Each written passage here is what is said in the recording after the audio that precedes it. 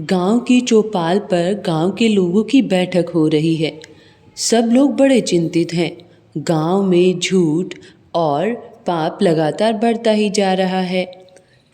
थोड़ी दूर से एक बाबा अपनी लकड़ी को टिकाते हुए उस गांव की चौपाल की तरफ बढ़े और उन्होंने कहा, ऐसे तो अपने गांव का भविष्य अंधकारमय हो जाएगा।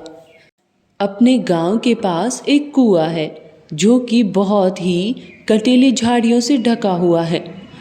वो कुआं झूठ बोलने वालों को अपनी तरफ खींचता है और उसे सजा देता है। गांव वालों ने उसकी बात का मजाक बना दिया और कहा, ये तो बहुत अंधविश्वास की बातें हैं। एक दिन रमेश अपनी दुकान पर बैठा हुआ था। वह लोगों को हरी हरी सब्जी के बहाने बासी सब्जी को पकड़ा देता था। जब लोग अपने घर जाते तो देखते सब्जी तो बहुत बासी है और फिर वो रमेश को भला बुरा कहते। एक दिन रमेश ऐसे ही झूठ बोल रहा था कि उसे एहसास हुआ कि कोई उसे अपनी तरफ खींच रहा है। घबराहट के मारे वह जोर से चिल्लाने लगा और चिल्लाते चिल्लाते बेहोश हो गया। आसपास के लोग इकट्ठा हुए तो सबने कहा, वो बाबा सही कहते थे, जो भी झूठ बोलेगा उसे कुआं अपनी तरफ खींचेगा। रमेश ने दुकान बंद कर दी और डर कर अपने घर बैठ गया। थोड़े दिन ऐसा ही रहा। सब डरे सहमे से अपने गांव में घूम रहे थे। एक किसान जो कि सबको झूठ बोल रहा था, मेरी फसल बहुत अच्छी हुई है, सब मेरे खेत की फसल को ही खरीदना। अब उसने भी झूठ बोला।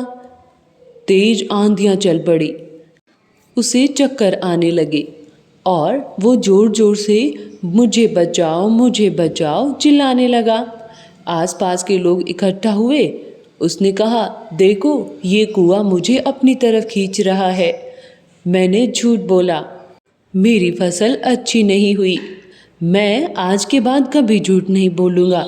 आप सब मुझे इस कुएं में गिरने से बचा लो। सब लोग उसके पास गए और उसे पानी पिलाया। अब उसे थोड़ा ठीक महसूस हुआ। उसने कहा, हमें वाकई में झूठ नहीं बोलना चाहिए, वरना ये कुआं हमें अपने अंदर खींच लेगा और हम सब मारे जाएंगे। उस कुएं के डर की वजह से अब गांव में सब लोग झूठ बोलने से डरने लगे और वापस से गांव में खुशहाली का माहौल छा गया। एक दिन एक युवक ने उस बाबा से पूछा, बाबा क्या वाकई में वो झूठ का कुआं है? बाबा ने कहा, नहीं, मैंने तो सिर्फ लोगों के मन में ये बात डाली थी कि अगर झूठ बोलोगे तो कुआं तुम्हें अपने अंदर खींच लेगा।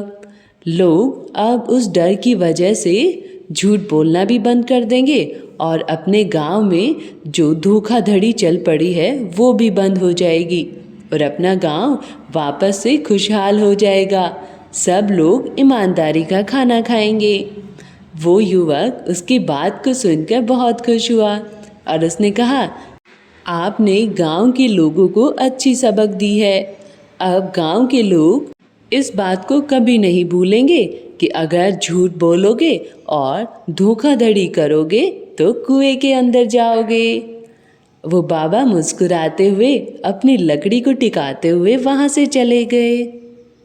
दोस्तों, ये थी एक अच्छी सीख देने वाली कहानी, क्योंकि जो भी झूठ बोलेगा उसको डर रहेगा कि वाकई में कुआं मुझे अपनी तरफ खींच रहा है।